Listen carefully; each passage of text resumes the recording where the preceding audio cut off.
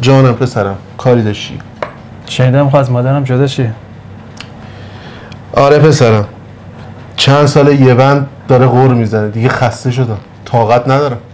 خسته شدی ها؟ اون زمان که تو فرق و نداری بودی مادرم علنگاشو فروخت که تونستی یه شرکت بزنی. انقدر خسته نبودی، تو خوشی و ناخوشی کنارت بود. این مامانمه. اما حالا که میلیاردها پول داری، کلی هم دختر مختر دور برات از مادرم میخواد جدا شی؟ اصلا ربطی به پول نداره پسرم. من همه شرکت ها و تمام سرمایم رو میخوام بدم به تو، هر چی باشه تو هوای مادرتو داری. ولی اگه خیلی ناراحت هستی طلاقش نمیدم، یکم دیگه صبر میکنم. من طلاق نمیگیرم، زندگی من دوست دارم، بچرخ تا بچرخیم.